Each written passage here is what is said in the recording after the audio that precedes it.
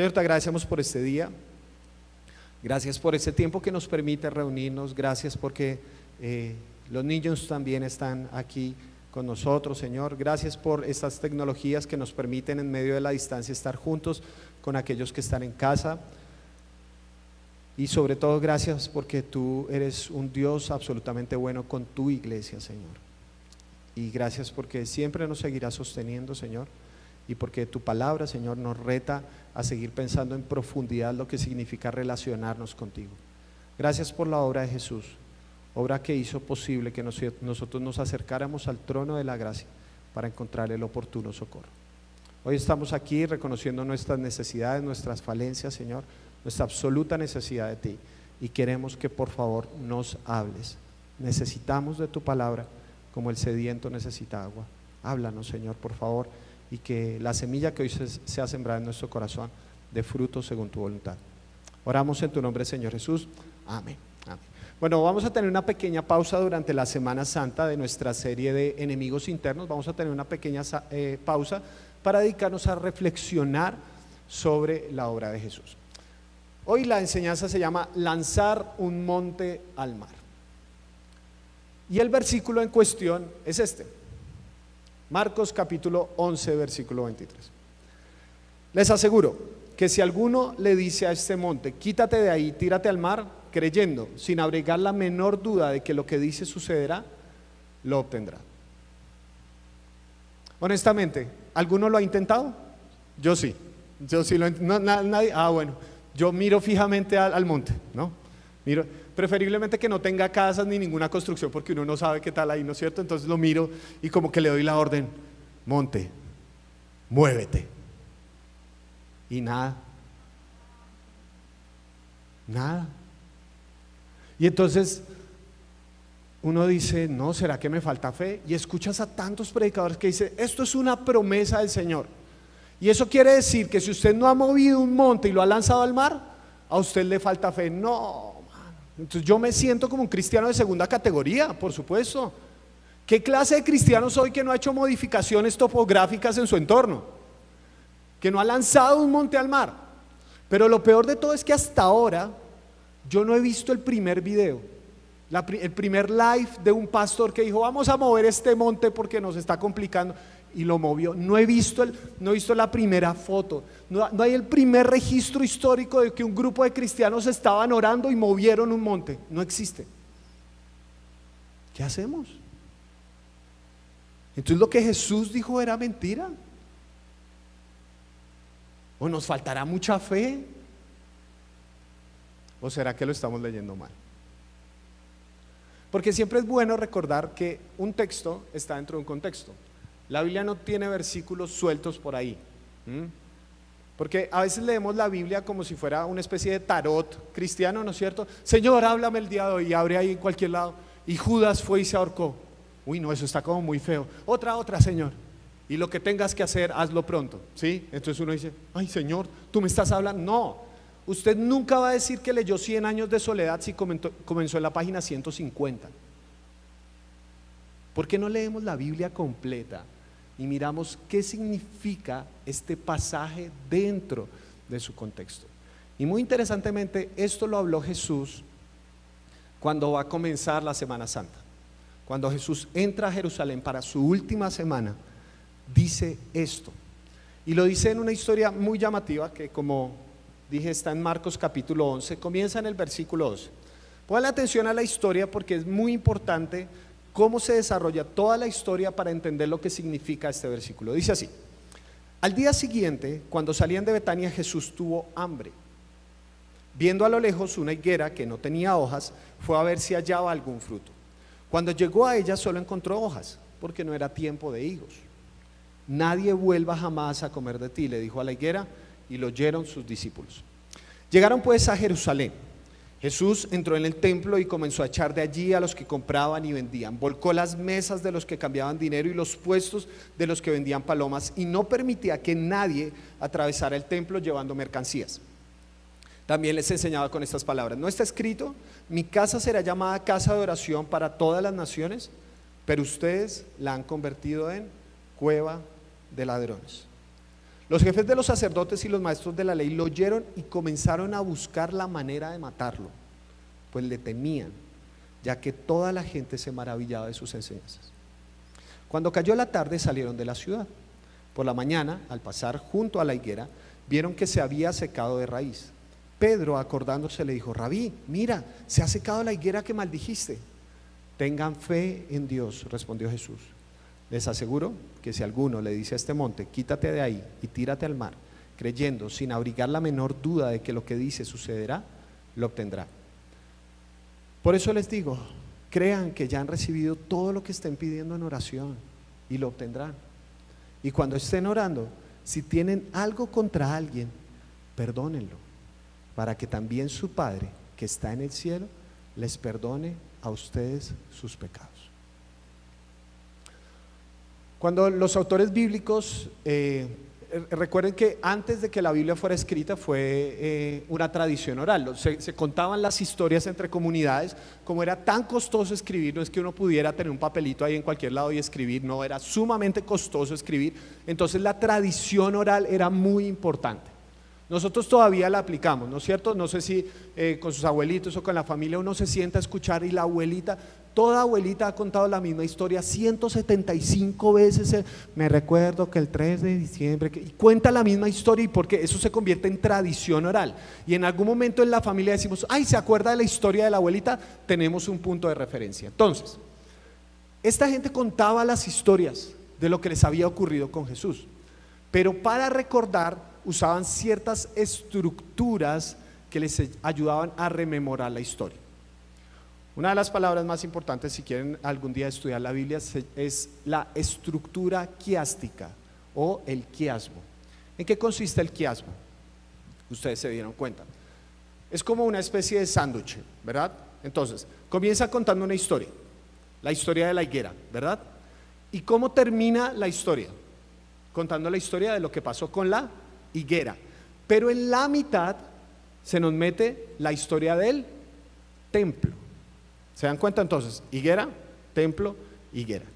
Entonces, esa especie de sándwich es muy importante para recordar, porque lo que ocurre en una parte de la historia nos ilumina la otra, ¿vale? Y esto es muy importante porque la higuera para los judíos estaba asociada con el templo.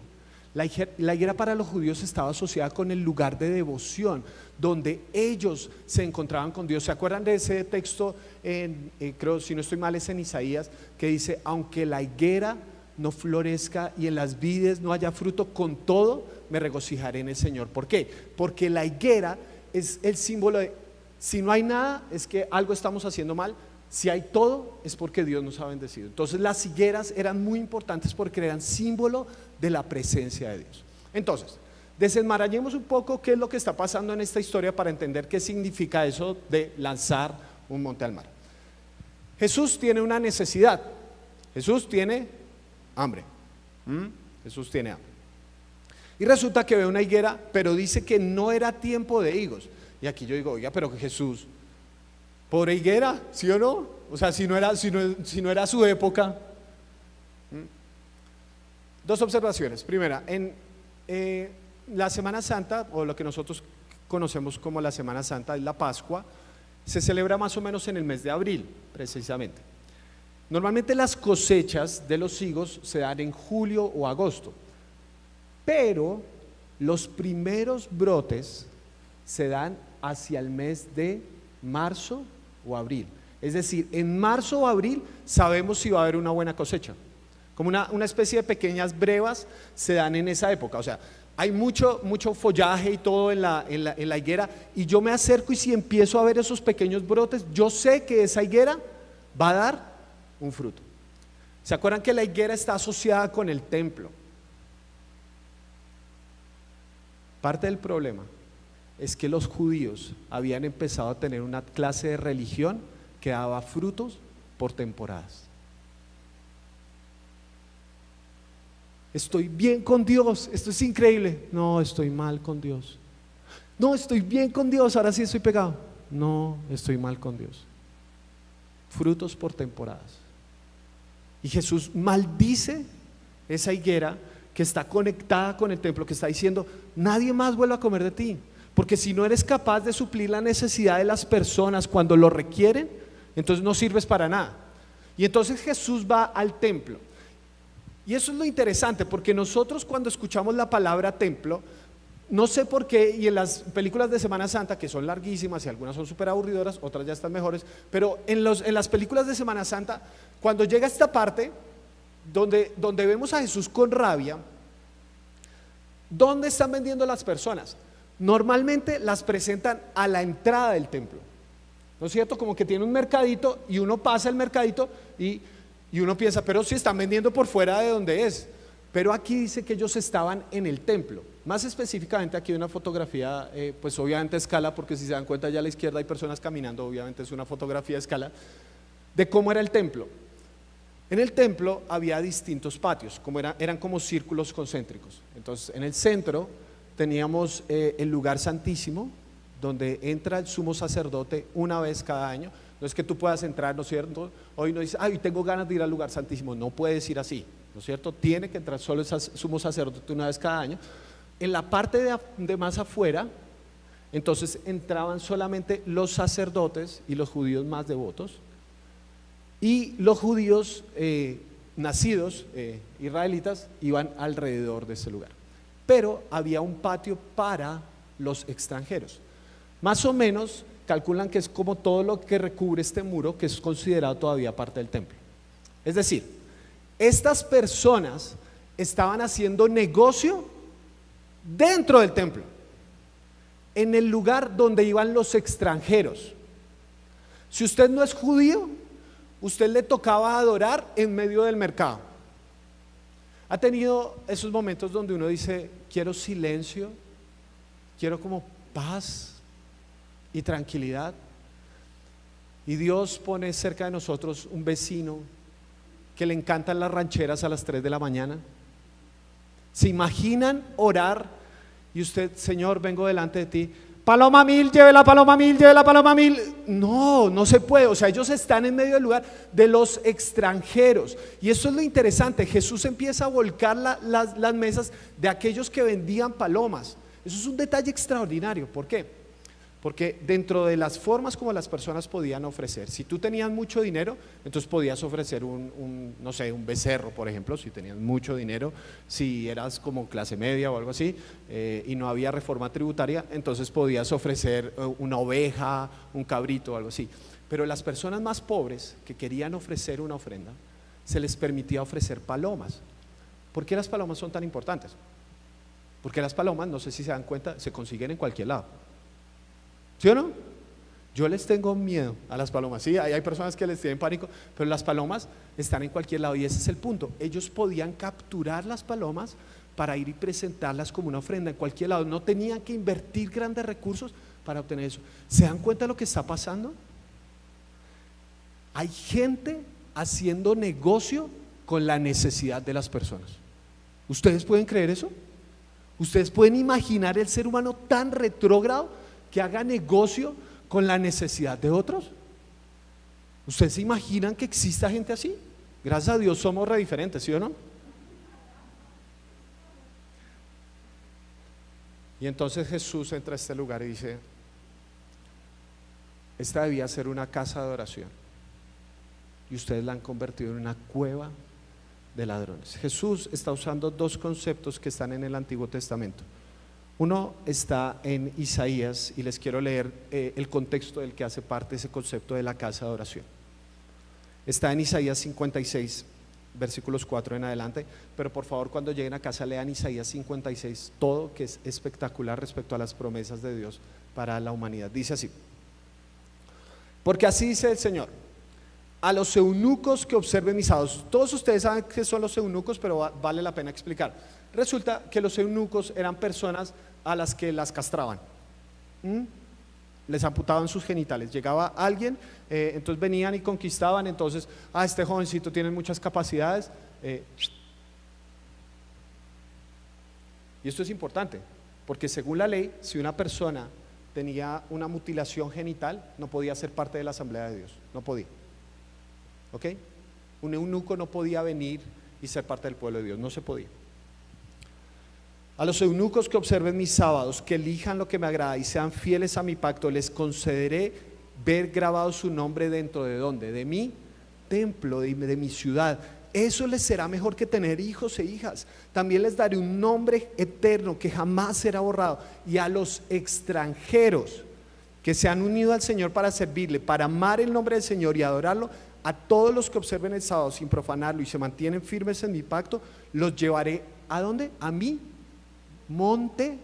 ¿Listo? Guarden esa información. ¿A dónde? A mi monte santo. Los llenaré de alegría en mi casa de oración.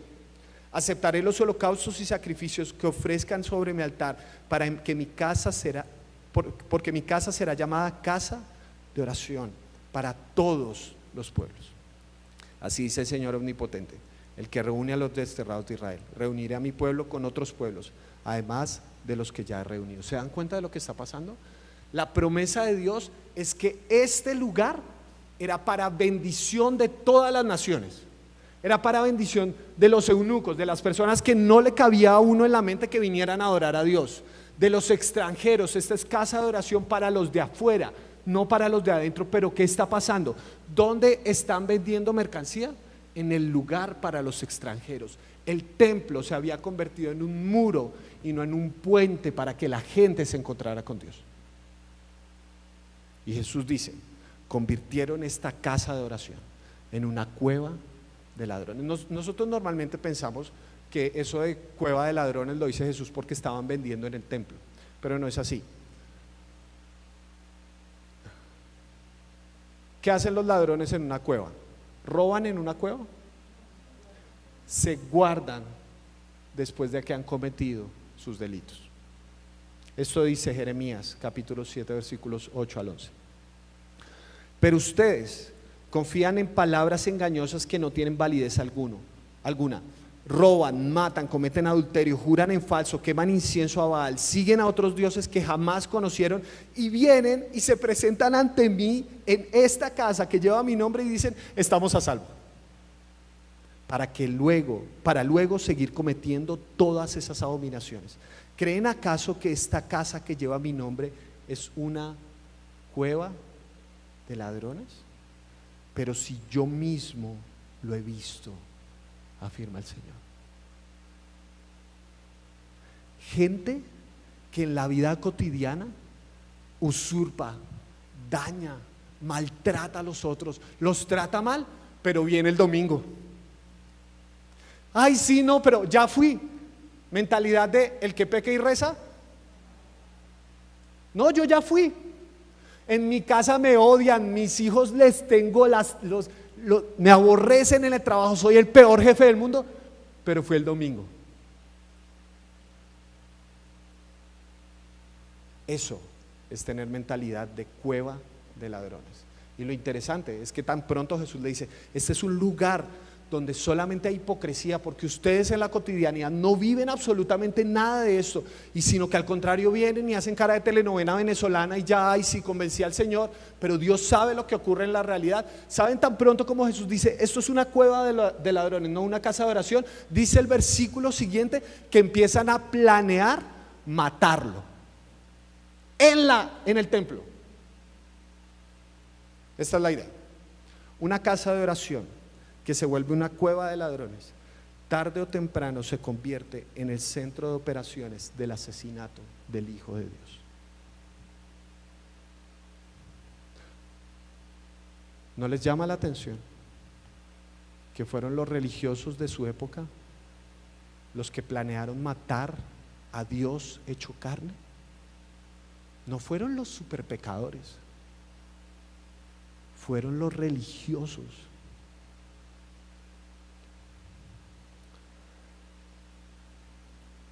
Están dispuestos a organizar un asesinato por mantener el status quo. Esto se tiene que quedar así y nadie nos molesta, ni siquiera Dios. Entonces, después de eso, Jesús sale y Pedro dice: uy, Rabí, se secó la higuera. Y Jesús, ¿se acuerdan? Higuera está relacionada con el templo. Jesús dice algo: Si alguien le dice a este monte, para mí el centro de esto está en ese pronombre demostrativo, este monte, porque es este monte, no ningún otro. ¿Dónde está el templo? ¿Cuál monte? El monte de Sión. Por eso dicen los salmos, subamos a adorar en el monte de Sión, porque el templo está en el monte de Sión. Si alguno le dice a este monte, tírate al mar, y el mar para nosotros es muy rico, porque somos cachacos, ¿no es cierto? Y nos emociona el mar, pero el mar para los judíos está asociado con la muerte. Por eso cuando ustedes leen Apocalipsis, y leen Apocalipsis que en la nueva creación no va a haber mar, ustedes se ponen tristes, yo también. Yo digo, no, pues oiga, ni siquiera playita ahí allá. ¿Por qué? Porque asociamos el mar con la muerte, y en Apocalipsis dice que el mar entregará a sus muertos. En las culturas orientales muchas veces la gente no las enterraban, sino que hacían una especie de balsas. Aún hoy en día en muchos lugares, por ejemplo en la India y todas esas cuestiones, mandan a la gente mar adentro en una especie de balsas, porque el mar está asociado con la muerte. Si alguno le dice al lugar donde está este templo, muérete, confiando en Dios, lo obtendrá. Con la sola confianza en Dios es suficiente. Por eso Jesús habla de oración y de perdón. Aquí Jesús no está dándote un cheque en blanco para que hagas modificaciones topográficas, ¿sí? Jesús lo que está diciendo es, ¿creen ustedes que no necesitan de este sistema corrupto, lleno de maldad para acercarse a Dios? Oren, porque la sola oración, no importa el lugar donde se encuentren, si tienen fe en Dios, es suficiente. Y además de eso, perdonen. Porque el perdón, ¿dónde se obtenía? Si yo quería perdón, ¿qué tenía que hacer? Ir al templo para que me perdonara. El templo, queridos hermanos, no es un lugar, son personas, son ustedes. Tú eres el templo del Espíritu Santo.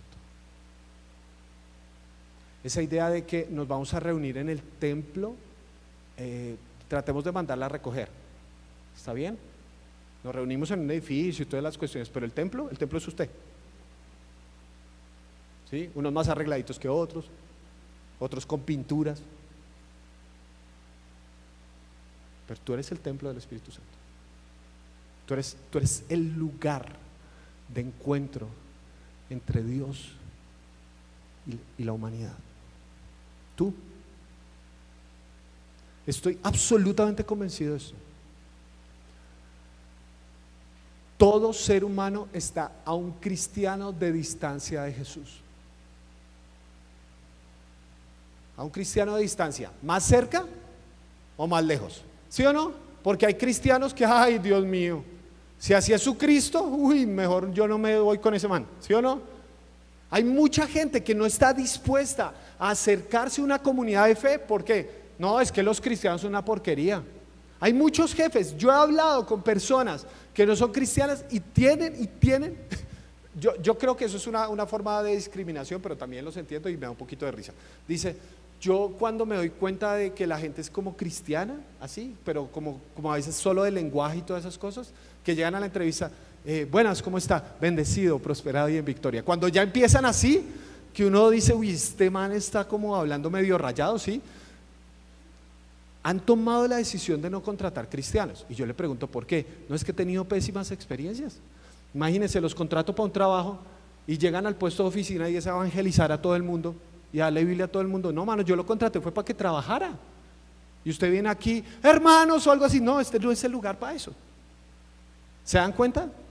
Entonces generan una barrera porque un cristiano no está dando buen testimonio y no trabaja lo que tiene que trabajar y hace las cosas fuera de tiempo. Porque muchos jóvenes no quieren acercarse a la iglesia porque están a un papá cristiano a distancia de Jesús, pero más lejos, no más cerca de Jesús. Es que mi papá es un hipócrita aquí en la iglesia, una maravilla y todo eso, pero allá en la casa Chucky le tiene miedo. ¿Sí? El templo no es este espacio, no es. Un año de pandemia nos lo ha tenido que demostrar. Seguimos siendo la iglesia independientemente del lugar, porque la iglesia es usted. Usted es el templo. Y eso rompe nuestra mentalidad con muchas cosas. simplemente para dar algunas ideas. En cuanto a la misión, ¿cómo asume uno la misión si el templo es un lugar? Uno la asume como autopreservación, porque la misión es mantener una institución, ¿no es cierto? Y lo que queremos con la institución es que la institución esté bien. Y muy fácilmente entonces tenemos un parámetro de aceptación de la gente, ¿no es cierto? Como cuando tú quieres entrar a un club, entonces dices, tienes que llenar este requisito, tienes que tener estas capacidades, y ahí sí te aceptamos dentro. Ese es el propósito, eso es lo interesante, que es una misión de autopreservación, donde estamos encerrados en nosotros mismos y se trata de nuestra comodidad. Entonces, cuando el templo es un lugar, se hacen preguntas como, Miguel, ¿por qué dejaron entrar a esa persona? ¿Se dan cuenta? Porque somos nosotros, somos la élite, somos los duros, entonces no podemos aceptar a cierto grupo de personas porque la idea es la autopreservación. Somos nosotros, construimos para nosotros y no importa si estas cosas mueren con nosotros. En los Estados Unidos, una de las comunidades de fe más grandes, lo pueden buscar en Google y todo eso, es la Catedral de Cristal. Si no estoy mal, está en Orlando.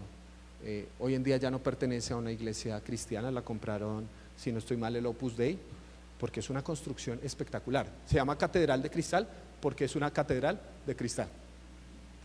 Está hecha toda de vidrio. Eso es un platal, mano. O sea, esto es bonito, esto es hermoso y todo, y cuesta un platal, pero donde hiciéramos todo esto en vidrio, ¿se imaginan eso? En cristal, tiene un techo enorme, no sé cuántas personas le cabe, se endeudaron hasta más no poder, la gente pagaba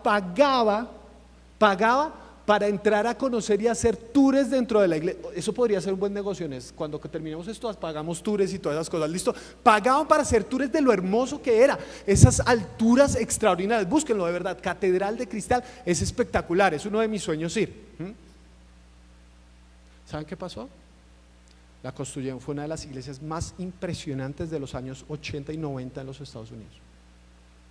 Hoy no tiene ninguna persona cristiana dentro de sus paredes. ¿Por qué? Porque se murió con la generación que la construyó. Esto era para nosotros, era chévere. La meta de nuestra vida fue que construimos la Catedral de Cristal. Y entonces llegaban jóvenes, pues como son los jóvenes, normales, chéveres, todo. No, aquí no. Aquí solo se puede predicar en corbata. Y aquí solo se pueden decir de ciertas maneras. Bueno, ese es el club de ustedes. Va para ustedes. Pero la misión de un templo, que son las personas, su misión no es la autopreservación, es la expansión. Esto no existe para nosotros, esto existe para la gente, esto existe para ellos. Y nos tenemos que incomodar. Jesús dijo, vayan y hagan discípulos. La iglesia lo ha cambiado porque dice, vengan para que sean discípulos. No es así. Jesús dijo, vayan. Y nos tenemos que incomodar. Es que estos son preguntas reales que tenemos que asumir. ¿Cómo vamos a evangelizar a las personas que se salen de nuestros parámetros? En la promesa de Isaías dice a los eunucos. La promesa de Isaías dice a los extranjeros. Jesús a la mujer que fue encontrada en el acto mismo del adulterio le dijo, yo no te condeno, vete y no peques más. Gracia y después transformación, pero la iglesia cambió esa declaración y dice, no peques más para que no te condenemos. No existe. Primero gracia y después transformación. Cambie todas sus cosas y ahí sí viene. Eso es mentalidad del lugar, porque este es un lugar donde nos encontramos el templo de Dios y todos estamos rotos, quebrados, seguimos en proceso, pero para eso seguimos adelante. Cuando la gente me dice, Miguel, es que yo no estoy bien con Dios, ¿para qué voy a las reuniones? Yo le digo, por eso, bestia, por eso, porque este es el lugar para reunirnos los que estamos enfermos. Este no es un museo de santos, este es un hospital de enfermos. Ir a esos lugares, ir a esas personas que no nos caben en la mente. Es que la iglesia, queridos hermanos, ¿Es el lugar donde se puede sentar gente de izquierda y de derecha? Sí. ¿La iglesia es el lugar donde se puede sentar gente que votó por el sí y votó por el no? Sí. Porque lo que nos une es mucho más grande que la política, lo que nos une es mucho más grande que la economía, lo que nos une es mucho más grande que lo social. Nos une Jesús y somos el templo del Espíritu Santo. En segundo lugar, en cuanto a la reunión, cuando el templo es un lugar, la reunión es un requisito, porque si la acción ocurre en ese lugar, pues yo quiero estar en ese lugar. Si es allá donde me perdona Dios, si es allá donde puedo adorar a Dios, entonces tengo que ir para tener a Dios. No solo la mentalidad del que peca y reza empata, sino la de la mentalidad de me recargué para la semana. Yo la entiendo y suena muy bonito y es chévere, y a mí también eso me produce una recarga de energía. Pero usted, ¿cuántas veces por semana come? Yo sé que los domingos tragamos como si no hubiera futuro. Yo sé que ustedes van a salir y van a almorzar, y mejor dicho, uno almuerza como a las 3 de la tarde, porque esos trancones para el norte es una locura. Almuerza como a las 3 de la tarde y uno come, ¿sí o no? Almuerza, es como almuerzo, comida, y uno queda medio desayunado al otro día, ¿sí o no? ¿Pero es suficiente? Usted espera, ay, ojalá el otro domingo ya llegue pronto para yo comer. ¿Se dan cuenta que esa mentalidad de recarga para la semana da la idea de que todo ocurre en un lugar y no que yo soy el templo? Pero cuando el templo son personas, la reunión es una expresión de nuestra relación con Dios. A ver si puedo decir bien el silogismo. No todos los que se reúnen son familia, pero todas las familias se reúnen. Sí, sí, estaba bueno. Ajá. Entonces, no todos los que se reúnen son familia, pero todas las familias se reúnen. La reunión es una parte esencial de nuestra expresión como familia. ¿Qué es lo que más ha extrañado usted durante este año, sí o no? Reunirse con los suyos. Entonces no nos reunimos como un requisito para estar más cerca de Dios, nos reunimos como una expresión de lo que somos. Somos el templo del Espíritu Santo, y aquí nos reunimos todos los templitos para ir a enfrentar el día a día.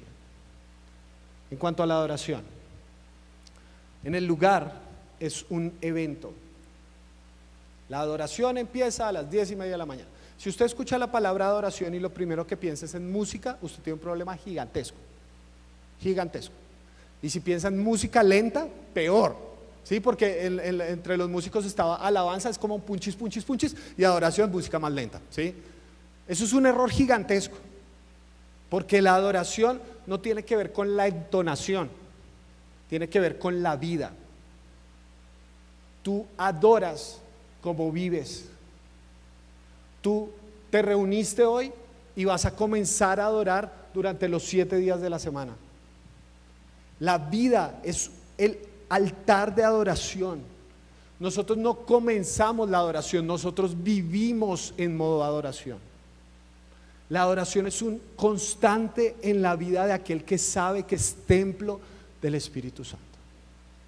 Y últimas dos, oración.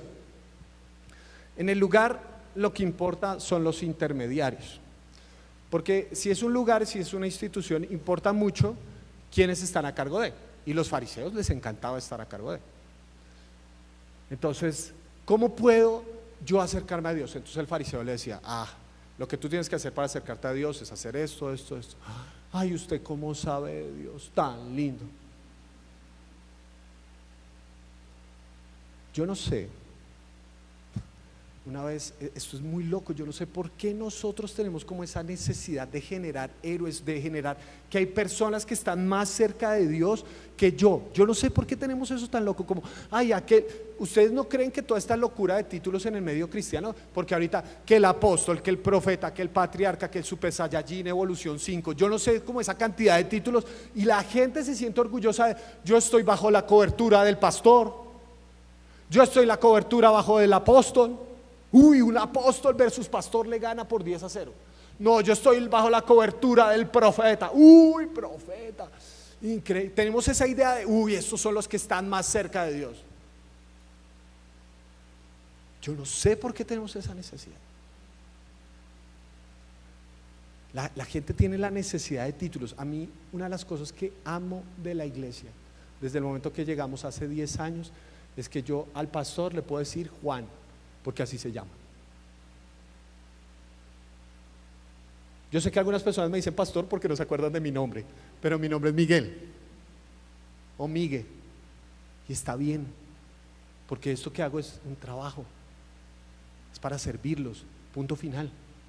Yo no me acerco a ninguno de ustedes. Hola ingeniero, ¿qué más médico? ¿Cómo te va arquitecto? ¿Qué cuando? No, somos hermanos, hermanos, y no se trata de que hay uno que está por encima. Tenemos esa mentalidad y eso es súper nocivo. Me han invitado a conferencias y a congresos donde una vez pues había hartas personas, había unos super predicadores y todo eso, y estaba yo, y bueno, hablé con los muchachos y todo, y hubo uno, de verdad, eso fue muy loco, nunca me había pedido eso, si yo le podía dar el autógrafo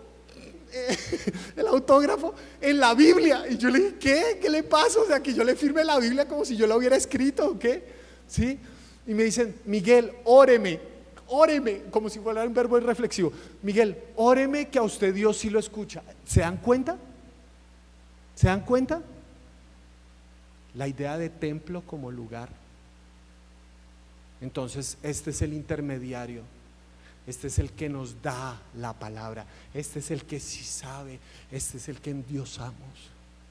Y eso es muy chévere para el que endiosa y para los que están endiosando, porque es muy chévere no ser responsable de mis propias decisiones, sino, es que él me dijo, es que él lee la Biblia por mí, él ora por mí. Pero en el lugar, en las personas, cuando el templo son personas, la oración se trata de relación. Jesús les dijo, oren, tengan fe, acérquense con confianza. Y tú cuando ores, ve al templo, entra en tu cuarto, cierra la puerta, y tu Padre que ve en lo secreto te recompensará. Y no tienes que usar artilugios ni palabrotas increíbles, sorprendentes. Yo no me imagino que Benjamín se me acerque, oh Padre Santo de toda eternidad. No, papi, aquí hubo. Porque es mi hijo, o sea, yo lo llevaría al psiquiatra donde se me acerque, oh Padre Santísimo de toda. No, pues papá, ¿no? Porque en ese cuarto yo estoy con mi Padre, porque en ese cuarto yo me encierro a hablar con Él y no le tengo que decir los títulos ni recordarle la Biblia. ¿Cómo dices en tu palabra? No le tengo que recordar eso. Él es mi papá, Él me conoce. Yo le puedo decir, no entiendo esto. Algunas de las oraciones más elocuentes ni siquiera expresaron una palabra, fueron lágrimas, fueron gritos de desesperación. Pero es que mi Padre que me entiende mi lenguaje, aunque yo no lo pueda expresar. Y por último, en cuanto al perdón, cuando se trata de un lugar, cuando el perdón se da en un lugar específico, es muy fácil que el perdón se estanque.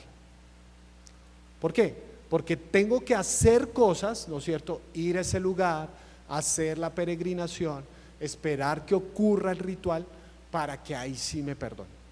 Y entonces, claro, eso es un excelente negocio, un negociazo de verdad, porque si yo soy el que les da perdón y ustedes son los necesitados, hay oferta y demanda.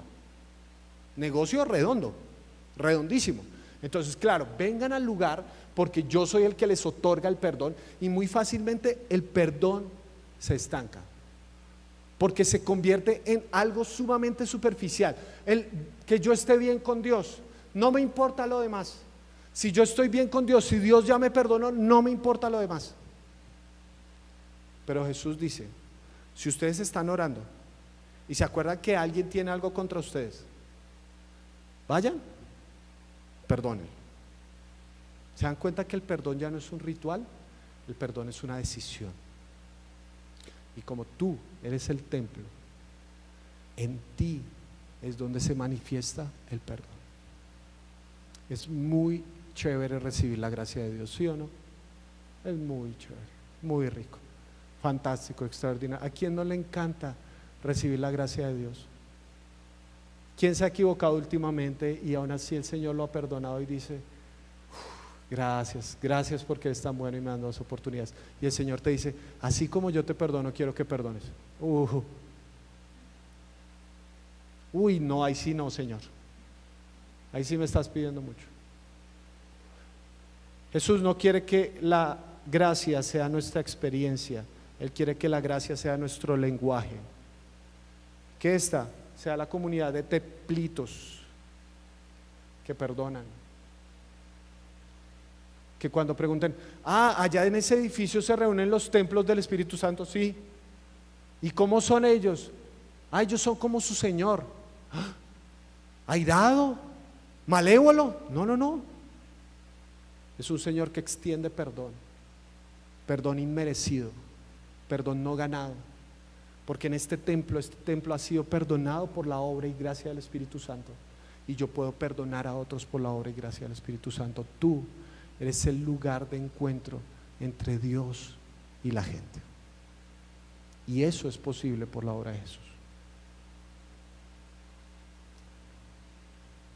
Solo una pregunta para finalizar. Todos somos un reflejo del Dios al que adoramos. Todos somos un reflejo del Dios al que adoramos. Y ojo que no necesariamente Dios está con D mayúscula, porque podemos adorar a otros dioses. Adorar al Dios éxito, al Dios dinero, al Dios aprobación, al Dios placer. Podemos adorar a todos. Todos somos un reflejo del Dios al que adoramos. ¿Cómo es tu Dios? Tú eres un templo y tú me vas a mostrar la clase de Dios que se adora en ese templo. ¿Es tu Dios como Jesús? ¿O es tu Dios como cualquier otro Dios? La gente está un cristiano de distancia de Jesús, y espero que contigo esté un cristiano más cerca de Jesús. Mi oración es que puedas dejar esa religiosidad tóxica, nociva, que ocurre una vez cada semana, pero que está desligada de la vida. Que entiendas que la adoración es algo que ocurre en cada instante de tu existencia. Mi oración es que te puedas apasionar por ser el punto de encuentro entre Dios y la gente, y que tu misión sea expansiva, no de autopreservación. Mi oración es que tomes una decisión y que puedas lanzar un monte, el monte de la religiosidad, al mar. Oramos para terminar.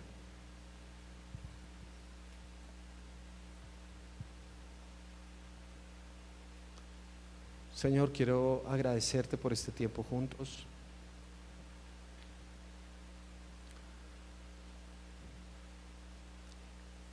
Pido que, por favor, tú nos ayudes a concretar en nuestra realidad esto que tu palabra nos enseña. Que ya el templo no es un lugar, el templo somos nosotros. Yo soy templo del Espíritu Santo.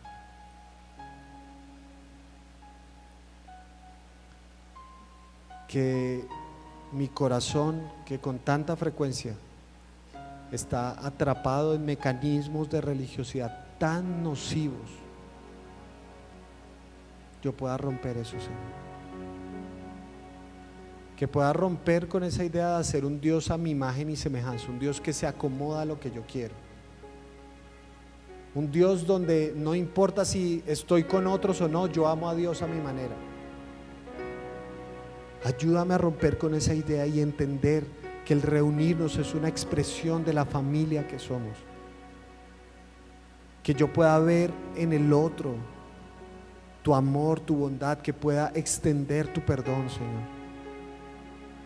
Que nuestro evangelismo deje de ser tan pobre, porque muchas veces estamos atados a la autopreservación, y si ya estamos cómodos no nos importa nada.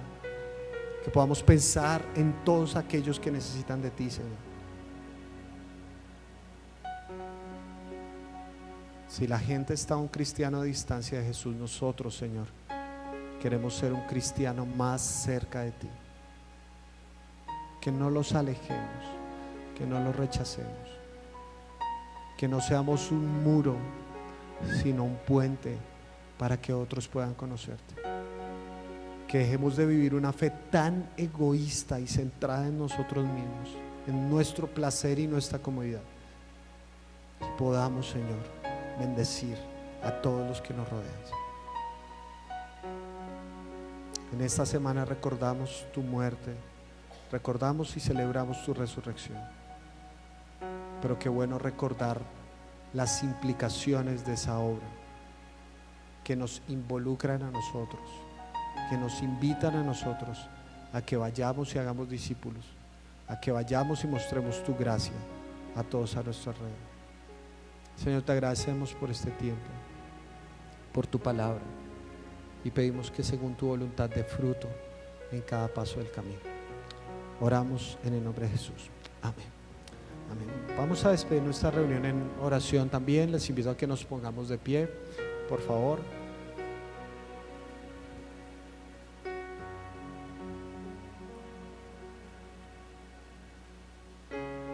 Queremos orar de forma muy especial. Obviamente hay una diversidad infinita de necesidades y demás, pero queremos orar de forma especial por personas que están en necesidades complejas, en temas económicos, de salud, emocionales.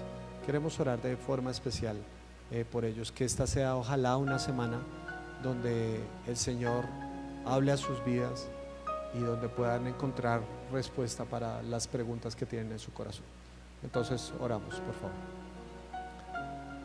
Señor, disponemos nuestro corazón para encaminarnos a esta Semana Santa. Señor, tú conoces la vida y el corazón de cada uno de los que está aquí. Conoces su situación puntualmente, conoces sus dolores, sus preguntas, sus inquietudes, sus situaciones, sus necesidades. Gracias porque, como dice tu palabra, Señor, podemos orar con confianza y con certeza. Podemos acercarnos a ti, Señor, sin sospechas de si estás cerca o si estás lejos, sino que podemos acercarnos con la certeza que tú nos escuchas. Por eso quiero orar por cada uno de mis hermanos que está en necesidad, Señor. Aquellos que están atravesando necesidades económicas, Señor. Por favor, abre puertas de empleo, de oportunidades, Señor. Bendícelos, por favor. Dales creatividad, sabiduría, oportunidades, que se puedan rodear de personas que les puedan ayudar, Señor. Permítenos ser iglesia a todos los que están en necesidad, Señor. Oramos por personas que están atravesando dolores emocionales, por pérdidas, Señor, rupturas en relaciones, frustraciones profesionales, laborales, no sé, Señor. Que esos lugares donde nadie más nos ve, Señor, tú vengas con tu mano sanadora y nos toques, Señor. Que tú nos des nueva perspectiva, que tú nos des de tu gracia para perdonar a aquellos que nos han ofendido y hecho daño, Señor. Señor, y pedimos también por todos nuestros hermanos que se encuentran en situación de salud difícil, Señor, que por el COVID o por cualquier otra razón están en clínica o en tratamientos difíciles. Los ponemos delante de ti, Señor. Pedimos tu bendición para sus vidas, Señor. Pedimos que los guardes del mal y del peligro, Señor, y donde la medicina encuentra sus límites, Señor, ellos puedan ver tu gloria, Señor. Ellos puedan ver que tú eres un Dios que actúa hoy en día, porque tú eres el mismo ayer, hoy y siempre. Te agradecemos por este tiempo juntos, Señor. Ponemos en tus manos esta semana, que nos bendigas el miércoles que nos volvemos a reunir, y que tu nombre sea glorificado en cada paso que demos. En el nombre de Jesús. Amén y amén. Que estén muy bien, queridos hermanos. Recuerden entonces que por favor la salida es por allá. Entonces miércoles 7:30 de la noche nos encontramos.